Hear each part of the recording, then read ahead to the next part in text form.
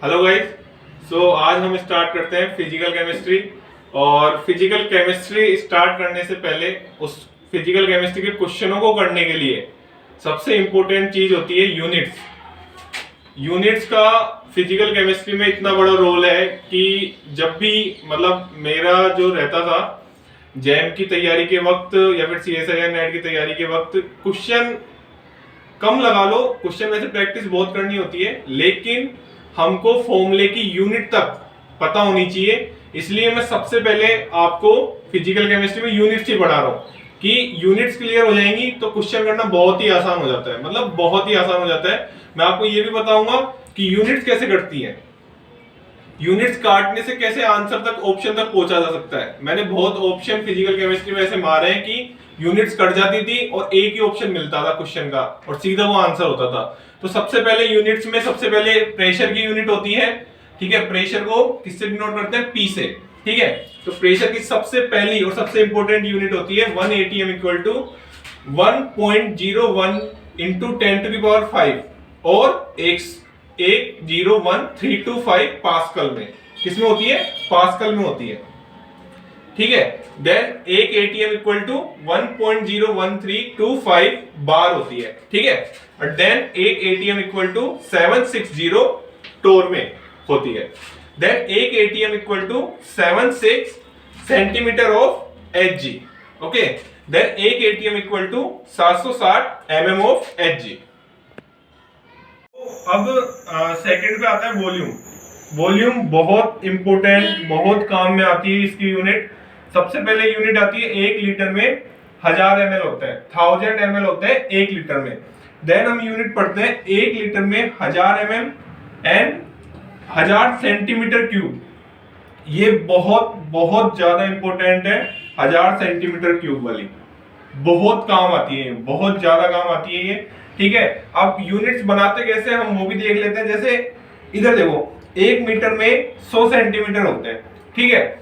तो 1 मीटर को अपन अगर 3 बार मल्टीप्लाई करते हैं तो क्या बन जाता है? मीटर क्यूब बन जाता है, ठीक है। मल्टीप्लाई करते हैं जब ऊपर की जो पावर होती है वो क्या हो जाती है? ऐड हो जाती है। सो 3 बार मल्टीप्लाई हुआ मतलब 1 मीटर क्यूब बन गया। और वो क्या बन गया? 100 centimetre multiply 100 centimetre multiply 100 centimetre, ठीक है। तो ये बन गया 10⁶ सेंटीमीटर क्यूब, ठीक है। हम यहाँ पे पढ़ चुके हैं 1000 सेंटीमीटर क्यूब किसके बराबर है? 1 लीटर के बराबर। तो 10⁶ सेंटीमीटर क्यूब किसके बराबर हो जाएगा? 1000 लीटर के बराबर हो जाएगा। किसके बराबर हो जाएगा? 1000 लीटर के बराबर। 1000 लीटर बराबर क्या हो जाएगा? 10⁶ ml। ये बहुत वॉल्यूम की बहुत इंपॉर्टेंट चीज है। तीसरी यूनिट है एनर्जी की। सॉरी, ये थोड़ी सी स्पेलिंग मिस्टेक हो गई यहाँ पे।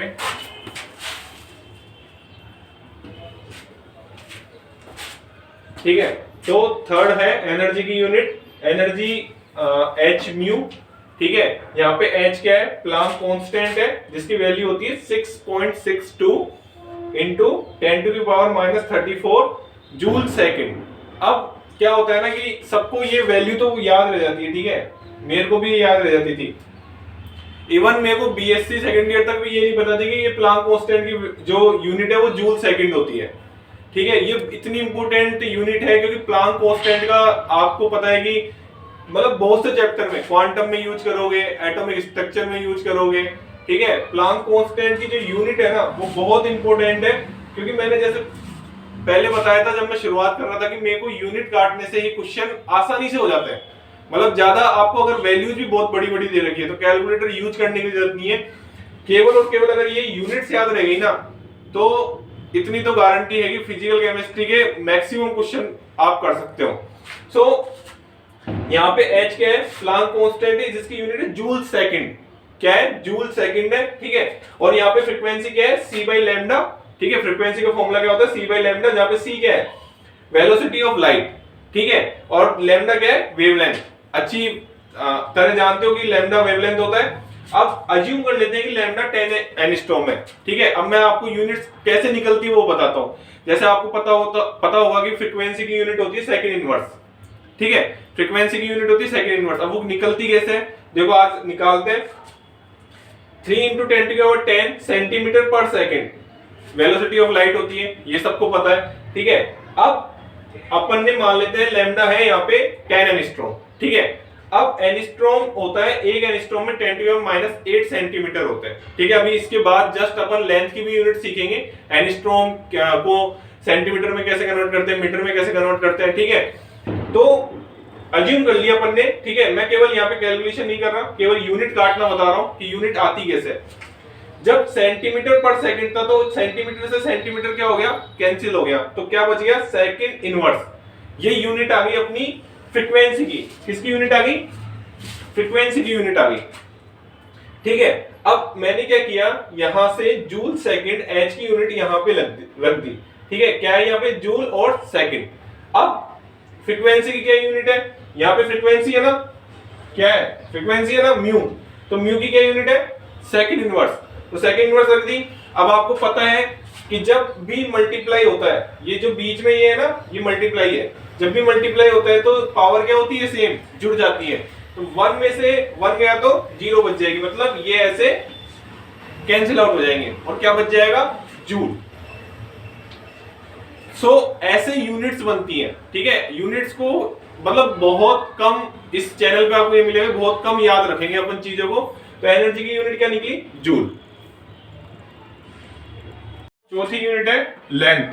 लेंथ और अपन वेवलेंथ की भी यूनिट्स बोल सकते हैं, क्योंकि वेवलेंथ की यूनिट्स और लेंथ की यूनिट्स सेम ही होती है, ठीक है। आप सबको पता है कि 1 मीटर में 100 सेंटीमीटर होते हैं, ये बताने की जरूरत है भी नहीं वैसे, ठीक है। ये अंडरस्टूड होता है सबको। और 1 डेसीमीटर ये बहुत इंपॉर्टेंट यूनिट है, ठीक है। ये वाली जो यूनिट है ना, बहुत इंपॉर्टेंट यूनिट है। ये आप स्टीरियो में बहुत काम में लेते हो। जब इनैंशियोमर एक्सिस जब अपन निकालते हैं ना, उसमें स्पेसिफिक रोटेशन में के फॉर्मूले में ये यूनिट बहुत काम आती है, ठीक है। लेंथ की ये वाली यूनिट, ठीक है। 1 नैनोमीटर बराबर 10⁻⁷ सेंटीमीटर एंड 10⁻⁹ मीटर, ठीक है। सेंटीमीटर को जब अपन मीटर में कन्वर्ट करते हैं तो 100 का डिवाइड करेंगे। जब 100 का डिवाइड 10⁻⁷ में करेंगे ना, तो 10⁻⁹ मीटर हो जाएगा, ठीक है। अब एक एंगस्ट्रॉम बराबर क्या होता है, 10⁻⁸ सेंटीमीटर होता है, ठीक है। और 10⁻⁰ मीटर होता है, ठीक है। और देन एक पिकोमीटर बराबर 10⁻⁻ सेंटीमीटर होता है, या 10⁻⁻12 मीटर में होता है। और एक फर्मी बराबर क्या होता है, 10⁻⁻13 सेंटीमीटर और 10⁻⁻15 मीटर होता है, ठीक है। अब हम बहुत ही इंपॉर्टेंट यूनिट पढ़ने जा रहे हैं। वैसे तो सारी इंपॉर्टेंट है, वेरी वेरी इंपॉर्टेंट है सारी यूनिट फिजिकल केमिस्ट्री के न्यूमेरिकल्स करने के लिए। लेकिन इसमें भी बहुत इंपॉर्टेंट यूनिट है गैस कांस्टेंट। सबको पता है R से रिप्रेजेंट करते हैं गैस कांस्टेंट को। अब यूनिट कैसे निकालते हैं मैं आपको वापस बताता हूँ। जैसे PV = nRT होता है, सब जानते हैं, ठीक है। बच्चा मतलब जो केमिस्ट्री अगर 11th 12th या 10th में पढ़ के आता है, मेरे हिसाब से PV = nRT आई थिंक सब जानते हैं। R की अपन R बराबर लिख सकते हैं यहाँ इस फॉर्मूले से, PV/NT, ठीक है। अब P की यूनिट मैंने बता दी है। P की यूनिट क्या होती है, ATM होती है, ठीक है। ये P की यूनिट क्या हो गई, ATM हो गई, ठीक है। V की यूनिट क्या होती है, V की यूनिट हो गई लीटर, ठीक है। मैं आपको बता रहा हूँ यूनिट निकालते कैसे, ठीक है। अब ये अपोन में है, देखो मोल और टेम्परेचर दोनों क्या है, अपोन में। तो मोल अपोन में तो क्या आ गई, मोल इनवर्स, और टेम्परेचर अपोन में तो क्या आ गया, केल्विन इनवर्स, ठीक है। अब सेकंड यूनिट होती है R की 8.314 joule mole inverse kelvin inverse. अब आप पूछोगे सर ये कैसे आई, सारी यूनिट्स फैक्ट बेस है, ठीक है। सारी यूनिट्स, एक यूनिट से आप 3-4 यूनिट निकाल सकते हो। मैं आपको बताता हूँ ये कैसे आई। 0.025821 ATM लीटर, यहां देखिए आप, एक ATM लीटर बराबर 101.32 जूल दे रखा है, ठीक है। तो जब अपन यहाँ पे ये चीज रखेंगे और इसको मल्टीप्लाई करेंगे 101.325 से, तो अपने पास आ जाएगा 8.314 joule mole inverse kelvin inverse. क्योंकि अपन ने किसकी वैल्यू रखी है, ATM लीटर की, ठीक है। अगर तरीकों से पढ़ोगे तो हर चीज क्लियर होती जाएगी, ठीक है। सबसे पहले यूनिट पढ़ाने का मेरा जो मकसद है वो यही है कि फिजिकल केमिस्ट्री के आप एक भी न्यूमेरिकल जो है वो कोई से भी पेपर में, ठीक है। मैंने पहले ही बता दिया था अपन एक पर्टिकुलर पेपर की तैयारी नहीं करवा रहे हैं, केमिस्ट्री के बारे में अपन यहाँ पे जानेंगे। तो एक ATM लीटर बराबर 101.32 जूल होता है जो यहाँ पे अपन ने रखा, इसको मल्टीप्लाई जब अपन 0.0821 से करेंगे तो अपन को मिलेगा 8.314 जूल। और मोल इनवर्स केल्विन इनवर्स तो पहले से ही है, ठीक है, मोल इनवर्स केल्विन इनवर्स। अब आर की एक मोस्ट इंपोर्टेंट यूनिट होती है 2 calorie mole inverse kelvin inverse. अब सर ये कैसे आई? तो इधर देखो, 1 कैलोरी बराबर क्या होता है? 4.12 जूल होता है। नहीं पता हो तो इसको लिख लेना, नोट डाउन कर लेना। स्क्रीनशॉट लेने से कुछ भी नहीं होता है, ठीक है। मैंने भी जब ऐसे यूट्यूब पे देखता था ना, बहुत से स्क्रीनशॉट लिए, बट आज तक उन स्क्रीनशॉटों को वापस मुड़ के नहीं देगा। रीजन यही रहा है कि अपन स्क्रीनशॉट ले तो लेते हैं, आसानी से 1 सेकंड का काम होता है। जब अपन लिखते हैं ना तो बहुत जोर आता है अपन को, और जब लिखते हैं ना तो माइंड में कुछ ना कुछ छपरा होता है कि हाँ यार, आर बराबर सर ने 1 कैलोरी बराबर 4.12 जूल लिखा था। तो मेरी आपसे यही रिक्वेस्ट है, प्लीज नोट डाउन कर लेना। मुश्किल से आपका 1 पेज भरेगा, मुश्किल से 1 या 1.5 पेज भरेगा, ठीक है। तो 1 कैलोरी बराबर क्या हो गया? 4.12 जूल। अब सर ये आएगा कैसे? देखो मैंने यहाँ पे समझा रखा है R बराबर 8.314। अब देखो अपन को किसको कन्वर्ट करना है? जूल को कैलोरी में कन्वर्ट करना है। किसको कन्वर्ट करना है? जूल को कैलोरी में कन्वर्ट करना है। तो कैसे करेंगे? 4.12 का इसमें डिवीजन कर देंगे। कैसे? 4.12 का डिवीजन जब करेंगे ना अपन, तो क्या आएगा? ये दोनों कट के 2 आ जाएगा, अप्रोक्स 2 आ जाएगा, ठीक है। तो आर की यूनिट होगी 2 calorie mole inverse kelvin inverse. ये बहुत इंपॉर्टेंट चीजें हैं, ठीक है। अगर और यूनिट्स होगी, अब मेरे हिसाब से बहुत सी यूनिट्स अभी बाकी हैं, तो अपन आगे आने वाली वीडियो में सबसे पहले फिजिकल केमिस्ट्री में यूनिट्स कंप्लीट करेंगे, फिर ही हम आगे की तरफ बढ़ेंगे।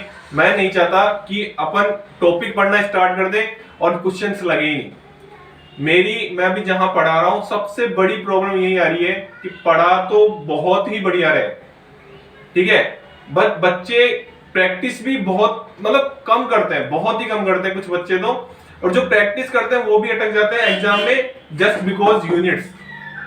और फिजिकल केमिस्ट्री मेरी सबसे फेवरेट सब्जेक्ट है। ऐसे तो all subject my favourite, but physical chemistry में क्या होता है कि यूनिट से मैं खेल लेता हूँ, ठीक है, और न्यूमेरिकल्स से मेरे को शुरू से आदत है न्यूमेरिकल, ज्यादा से ज्यादा न्यूमेरिकल्स करने की। सो मैं आपसे यही कहूंगा कि स्कोर अगर बढ़ाना है ना, तो इन यूनिट्स को अच्छी तरह समझना पड़ेगा, ठीक है। सो आज की वीडियो यही खत्म करते हैं। Thank you. और चैनल को प्लीज शेयर करें, ज्यादा से ज्यादा सब्सक्राइब करें, और आगे आने वाली वीडियो में मैं आपको 100% कह सकता हूं कि बहुत सी अच्छी चीजें, ठीक है, और बिल्कुल इजी वे में, जैसे यूनिट्स काटना आज अपन ने सीखा, यूनिट्स निकालना आज अपन ने सीखा, आगे आने वाली वीडियो में अपन बहुत कुछ नया सीखने वाले हैं। सो प्लीज चैनल को ज्यादा से ज्यादा शेयर करें, ठीक है, लाइक्स करें। Thank you so much.